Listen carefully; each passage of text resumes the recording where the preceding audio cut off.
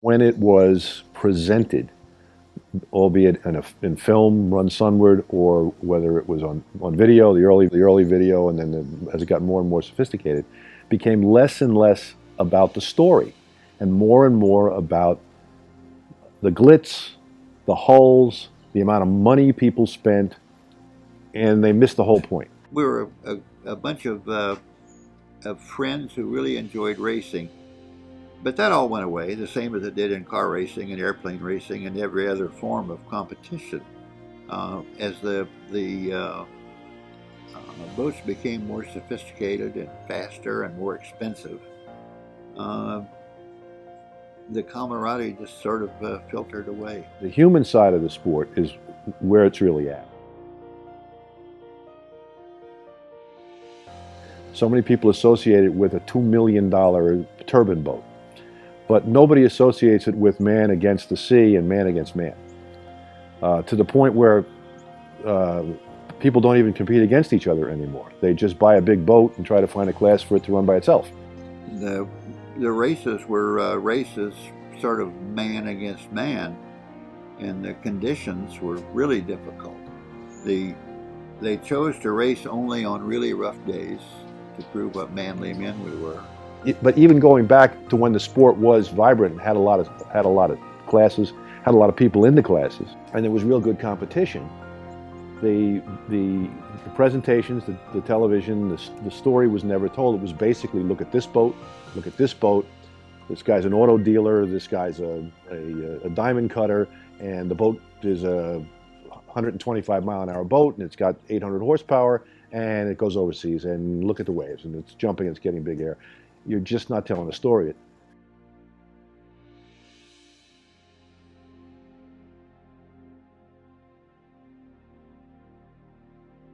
I think this is a big key. The guys that started it were raw-boned, in many cases war veterans, at the very least street kids, and I mean I can speak to two in particular, who came out of the mean streets of New York and had an opportunity to either go into the boat business in South Florida or be an organized crime in New York.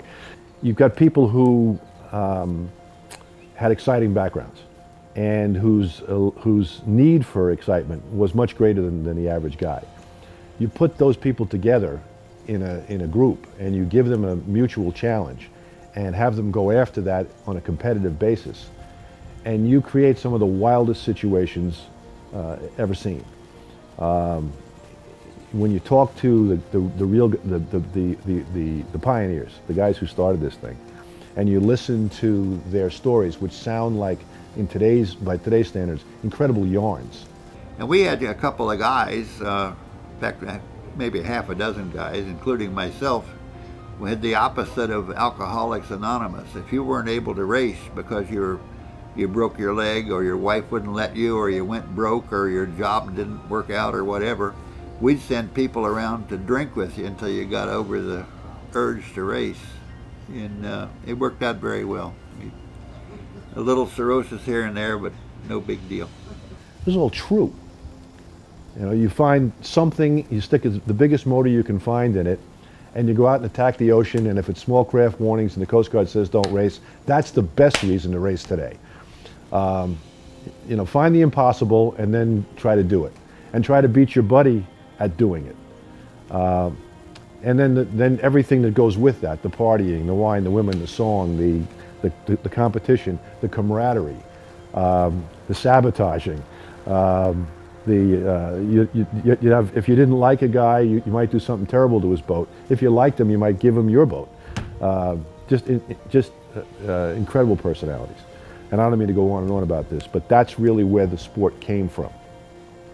Really, what I think is the story that wasn't told are the people, and who these people really were. They are among the most interesting people you'll ever see, and also created stories that should go down in history forever.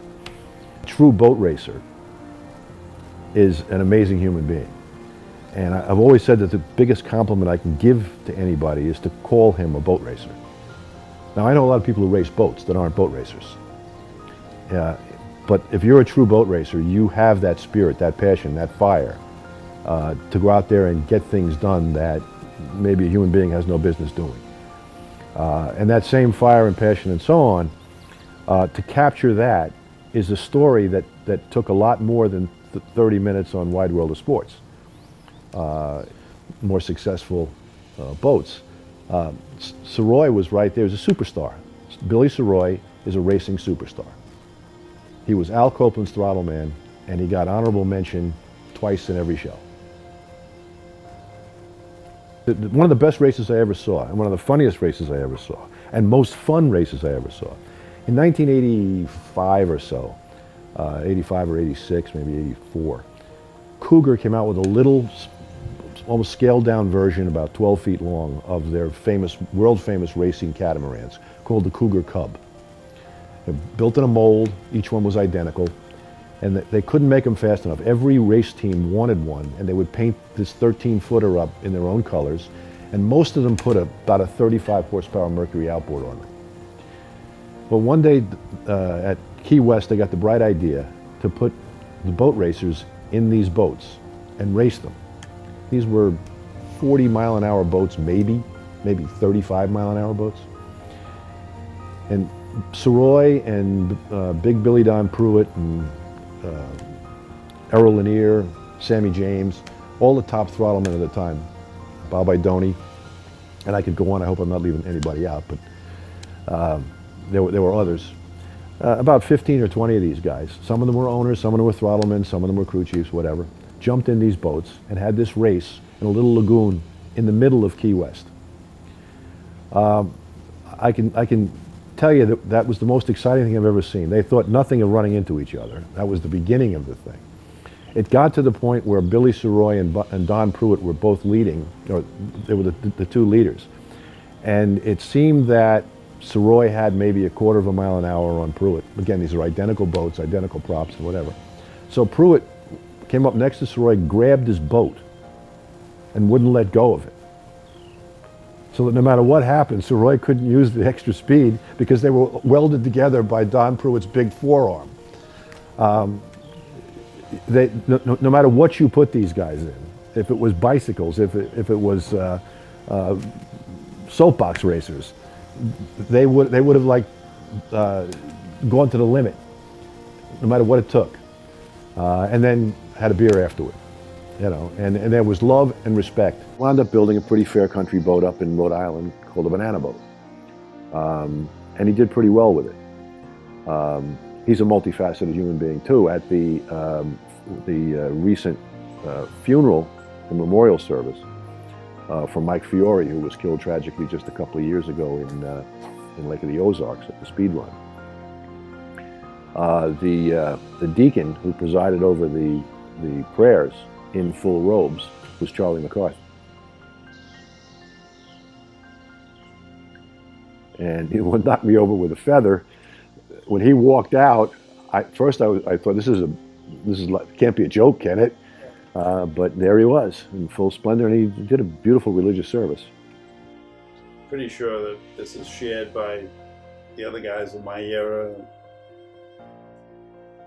We were very, very lucky to race in that era, because that era was really the bridge of safety in boating. The things that we did and the things that were developed out of what we did make boating a safe hobby today. A man and his wife and their two young kids can go out on the lake on a rough day and not have to worry. So many boats that we had were sank, so many boats that we had burned, so many boats that we had flooded, and there weren't sufficient. Bill Wishner, once again, owned a company called Crowell Bilge Pumps. He worked at making a bilge pump that really worked. You know, if you needed your boat taken on water, you need something to get it out. Fuel delivery systems. Carburetors how do carburetors or fuel injection work when your boat's tipped like this up in the air? It's not like an automobile running along a flat highway or climbing a hill. Stern drives, outboards, everything that you see when you walk through a boat show today happened because of offshore racing. The safety. What about the composites? This is a beautiful, 30-foot boat, but how was it made? All of that composite layup, all of that construction, all of those new ideas come from offshore racing. Odell Lewis was probably more instrumental in developing fundamental things that are normal in today's marine industry. The outdrive, the mounts for outboard motors so that they don't fall off the transom or hammer the boat to shreds. The things that he tested became the mainstays of the pleasure boating industry. He drove everything from 40-foot offshore race boats, turbine-powered race boats, wing Switzers, the custom-made wooden ones, which are the holy grail of powerboat racing. None of them remain. All of the wooden ones are gone, and they were faster than the fiberglass ones. Admit it, the boats were better than we were, because you go through some water, and when you finish with it, everybody kind of looks at each other, and the crew like, "Whoa, how did we make it through that?" But the boats were better than we were. We just kind of hung on sometimes. But what offshore racing did for the safety factor of boating, none of us had any idea when it was happening that was going to be the outcome. But I think that's the most important outcome of what we did. Like mine. They had closed cockpits back in the mid '60s. Odell went over 120 miles an hour in a twin-engine outboard boat when going 80 was the ultimate. But Odell Lewis, he wrestled alligators. He could spin a yarn with the best of them. He's one of the funniest human beings on earth, one of the most aggressive human beings on earth. I remember him best. The first time I ever met him was at the 1965 Around Long Island Marathon. When it came to the award ceremony, and Carl Kiefer demanded that all of his racers and his employees wear a suit at the post-race award ceremony. And there was Odell Lewis wearing a suit, an ill-fitting but a true suit, with no socks or shoes.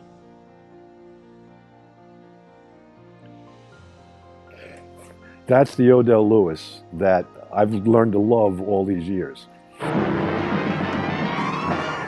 The last leg of the race, and Odell is out front. Odell won this race. Odell wins a lot of races. Good old boy, Odell. With headlights blazing, Odell's Merc Cruiser-powered Mona Lou slips into the docks at Lucaya on Grand Bahamas Island after 12 and a half hours At sea at the wheel. The old Florida country boy winds up with his shoes off. Well, I never asked about it, but I used to catch alligators, at the lake with a light at night. We'd ease up behind them, and you'd lean over the side of the boat and grab them around the neck, and put them in the boat.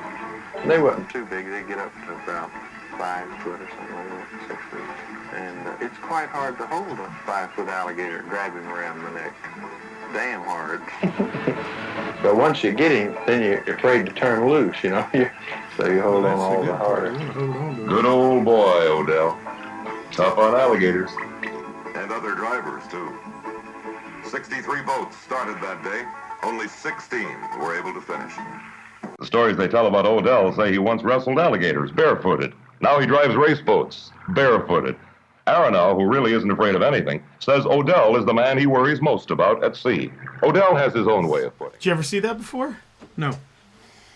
And they ban what they cannot cope with. Thus, the incredible gas turbine-powered ocean racer that startled the marine world when it won its first race by 50 miles in 1966, And was victorious in several more sea wars, with the veteran Odell Lewis at the controls, was ruled illegal. A sad demise for the greatest offshore machine ever built. Some say that Odell and his mad machine sounded like a jet lost at sea. That's Sir Roy. So that's what I would call one of the greatest wins. And the guy that rode with me from Miami to Nassau, who was Bill Steele, wouldn't ride with me in that race. And Poole, last name Poole, worked for Key Cafer. He rode with me, and his nose was beat up and bloody and all. And I said, you can't get down on that floor. You got to stand up. We'll get killed if we get down on that floor. And so I won that race, and they didn't. The English come over to talk with us, and they wanted to know if Key Cafer would sell them the boat. He says, "You want to buy Odell too?" Well, I run all kind of boats. I run ski boats. I run Switzers. Oh yeah, I run Miami to West Palm Beach and back. The only reason I didn't win that race, I knocked the sponsor hole in the sponsor. I had to fly that up like that. Water was coming up in it. But it'd run over 120 miles an hour. The wing? 7,000. Boat 7,000. Then I run the 9-hour race. And see, we go get ready for the 9-hour race, you know. And they want to know who you want to ride with you. I said, I don't want, who's you going to have to, a relief driver? I said, I don't want one. Oh, you got to have one. You can't drive 9 hours. I said, I did last year. And they said, well, what if the boat breaks up? I mean, if you get in a wreck. I said, if I'm in a wreck, there ain't nobody going to be able to run that damn boat anyhow. $42,000 an engine. But they said they were people couldn't afford them. He's Jewish. You know what I mean? We were sports. Right. It wasn't malice. No, it was fun. Aaron O had a Star of David and a cross. Turn it whichever way you want it. It was down to earth racing. A different time. Oh yeah. That's a different time. Never be the same, you know. It's gone, you know, and we don't have any people like Key Cafer anymore. See, competition makes the product. I get you. And Key Cafer made outboards. And Key Cafer made offshore racing. I don't care who says what. Brownie beat us at the Miami Nassau that year when I broke spun a hub in it. But I finished second. I was last at Cat Key. Grew because it was fun. The guys who built the boats were fun. The guys who raced them were fun. The people who hung around were fun. It was just an amazing thing. There's probably nothing in the world as satisfying as passing your friend in rough water. The rougher it was, the happier we were, up to the point that we couldn't hardly go. But I made some of my staunchest friends of my life in racing back in those days. Unfortunately, we're all old now. I'm going to be 81 next month. And most of my friends from that day are dead. But boy, did we have some laughs. I'll tell you, it was zany, absolutely zany. I put the bungee. I had a bungee, put it on. And just flat flying.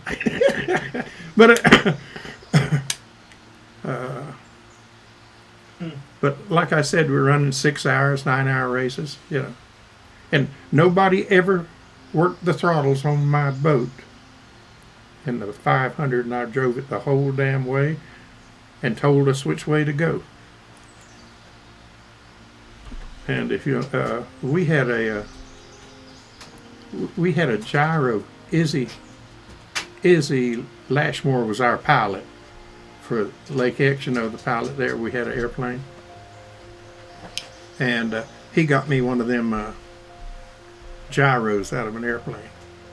That's what we had in that boat of mine, 500. I think the thing about Odell that strikes me the most is here's a simple, essentially a country boy, although from Florida, without a glimmer of an idea what he wanted to be in life, who's somewhat handy with his hands, winds up working for Mercury Marine, and is this and the old man Carl Key Cafer recognizes a diamond in the rough.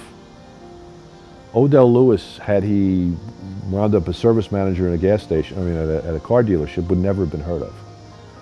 But it was the combination of a God-given talent being in the right place at the right time with a man who had vision called Kiekefer, who was the most significant person in performance boating, especially offshore, but Carl Kiekefer, many of the racing standards of today, that man developed. And the vision that he had of offshore racing is what offshore racing became. I could talk about him, but Odell Lewis is the direct product of Carl Kiekefer's vision, and was also a big contributor to that. That was a perfect symbiotic relationship. He was right man, right time, right place, right opportunity, and right talent, right skill set. If he wasn't a natural, you'd never have heard of him. If he hadn't been in the right place, you'd never have heard of him. But the stars aligned and they gave you Odell Lewis.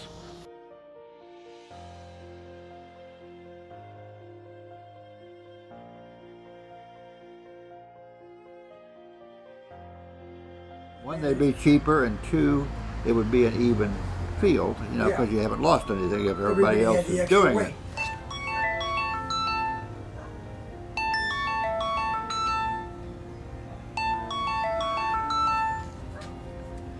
Hey, Nick, I'm in the middle of filming a movie. I have to call you back. Yep. I can't talk to you. I'm filming a fucking movie, you idiot. Got it? Okay. Filming a movie? What kind of a movie? Seriously, he doesn't take the world seriously. And one of the lessons you learn from the greats is if you take yourself too seriously, you're never going to survive.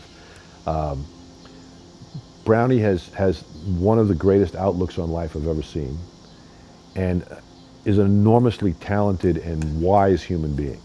Has a depth of knowledge that is belied by a sense of humor. I don't think I've ever been around him when I haven't been smiling or chuckling, at least inside. And yet when you look at what he's done and all the places he's been and all the parties he's attended and all the stories he knows, the races he's won, the races he's been in, the women he's attracted, the meals he's had in the finest restaurants, the prizes he's been given, the royalty and celebrities that he's met, and the fact that he bridges so many generations of boats, racers, boat companies, stories. He was there. He's the encyclopedia. I might be the dictionary, but he's the encyclopedia. What I think is interesting about Brownie is that he was South Florida based, had a worldwide scope. I was fortunate to be Northeastern based and have a nationwide scope. I was more on the inshore racing early on, gravitated into offshore. He had been in offshore much longer. And they started offshore racing in 1956, which I don't consider an accident. But the boats back in those days were just boats. There weren't any races, so nobody had an offshore race boat. And we used to race standard boats. Some of the high-performance boat builders in Miami, Forrest Johnson with a Prowler, had good success, and Bertram later on. But I think the most memorable moment of offshore racing for me was when I told my wife I'd bought a race boat. I think the look on her face probably is indelibly etched in the back of my eyeballs to this day. She'd failed to see the humor. We had 4 kids, and there was never enough money to do everything we wanted to do. But anyway, I bought the race boat and raced it with a 23 Formula. It was the second Formula ever built. A 23 Formula with a 400 Interceptor on a V-drive. And I raced that in every race, but there weren't many races. It was mostly a pleasure boat. I never put rod holders or anything in it, but it ran about 51, 52 miles an hour. We finished second overall in the first Gateway Marathon in 1964. We finished last in Key West. Yeah, there's the gyro. Izzy got me that way and put it. There's the headlights. One's pointed down, one's pointed up in case we had to run in the dark. I'm the only one that didn't have to run in the dark. But I got bungee cords on the throttles, and the shifts were backwards. When you had them pulled in reverse, that was forward. That was to keep out of the way of the arm. And now on the turbine, we had 2 sets of throttles. Very deceiving. You could really, you had a percentage. You had a set of throttles for the percentage of the engine. You could put 50%, 60%, 20%. You could open the regular throttles, they wouldn't go any over that. They wouldn't override it. So if you run along somebody, they're looking at you running the throttles wide open, you got it on about 50% there, and they think, hey, you can't run no faster than that. You beat others who you knew were just as tough as you were. So in a sense, it was an outlet for a whole generation who grew up with their parents having been in World War II. But we didn't have anything to test us in a sense. The best race. We had about maybe 35 boats, something like that. One of the entrants in that race was Mike Gordon, who was a very well-known restaurateur. He owned Mike Gordon's Seafood on 79th Street Causeway. And he was a very well-known marathon racer. He raced a 9-hour race at the Marine Stadium and raced SK boats. I always said that I saw him once in the shower and he looked like he'd been assembled in the basement by somebody. He had zippers and scars and stuff all over his body where he'd been thrown out and run over and rode hard and put away wet. But anyway, he bought a 27 Formula from Don Aronow and got Sam Serra, who was one of my favorite characters. Sam was the chief engineer at Daytona Marine in Daytona, Florida, and he developed the turbocharged Daytona Chevy engine for offshore powerboat, pleasure boats, and for racing. And they set up this 27 Formula, which was a Don Aronow built, Peter Gerke designed, pretty good boat. And it was the fastest boat in the race and was trying to knock off the 31 Bertrams, which have been winning the previous races. And Mike was in such rotten shape from all his injuries that he'd previously suffered that they couldn't keep him standing up in the boat. So the boat was 27 feet long, normal shape, with a cuddy cabin in the front and about 15, 18 feet of cockpit. So they put Mike right in the back of the boat where it rode better. The front of the boat would zip up and down, but the back of it stayed pretty still. And they made a harness for him that looked like the top of a tuna tower, and it had a couple of bars going out to the side, and they put a window washer harness on Mike.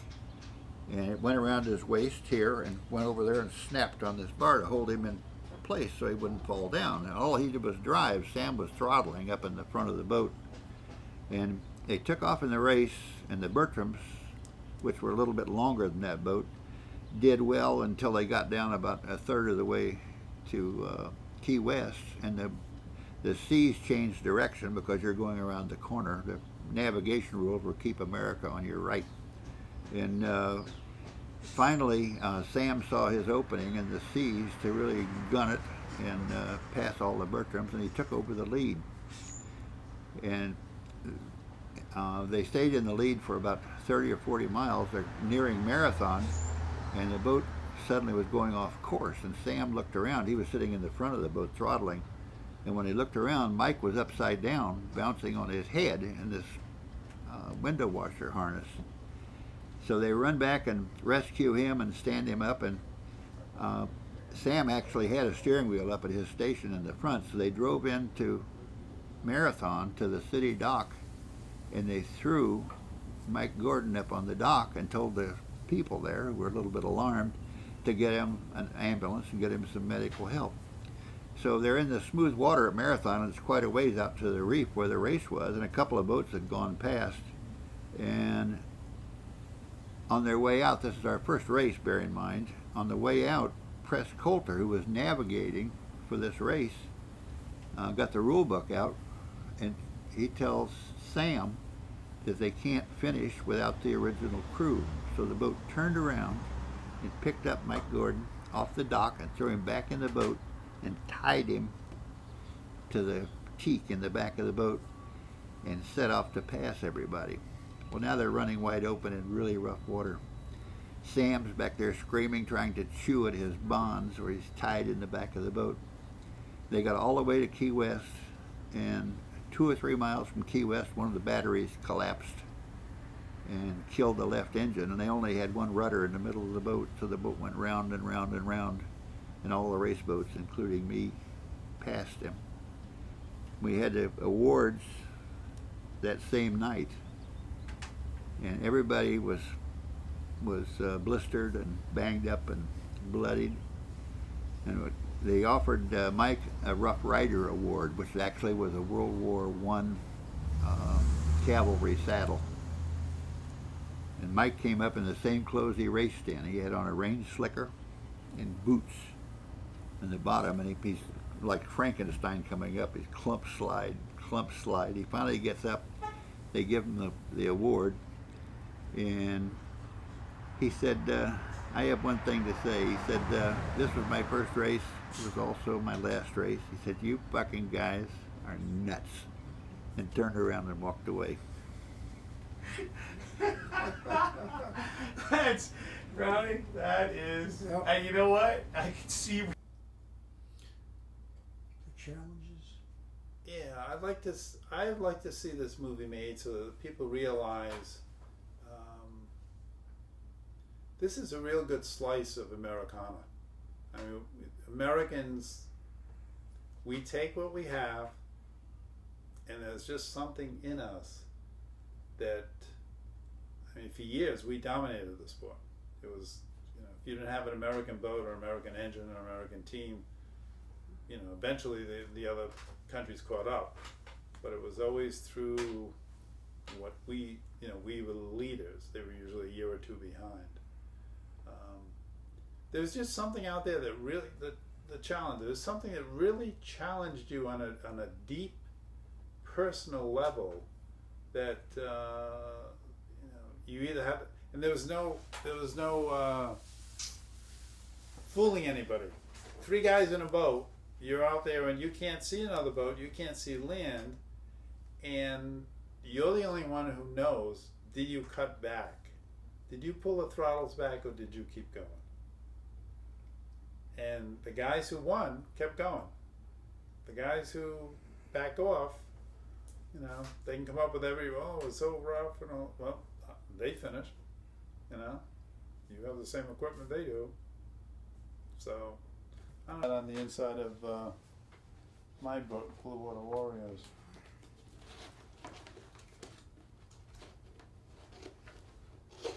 So, somebody, was I talking to you? No, I don't know who I was talking to last night. It made me, damn, I want to get back in and do that again. I mean, the desire is there, but the reflexes have left the building. The reflex would be a little bit slower, but the body would definitely hurt. Yeah. Even if I didn't have this, but yeah, that was so. I mean, we've had so much fun in this. And back then it was fun, like you mentioned Geico. It's a fucking business with them. Yeah. It's not fun. It's serious business. It's strictly business. Yeah. They got to do right to get their check every month, whatever, to support what they're doing. Yeah, that's right. That's for sure.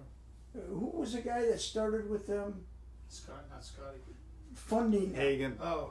Hagen. Oh yeah, Hagen. Yeah. He dropped out after 2 years. He was gone. Yeah. And now was Geico directly funding? Yeah. But. All right. Yep. Well, everybody, there's tons more stuff. I know, that's what I'm thinking. I'm like, I hate to let you go, but I know you need to go. And I'm thinking, tomorrow. So we're gonna see you tomorrow. Yeah. Noontime. Now, just give me a little quick clip of background on what we're gonna do. All right. Gonna see. The boat is They put an new engine drive and all that. They have like a little pond at their place, so they're putting the boat in the water today just to make sure everything works on and on, the Right. prop turns and all that.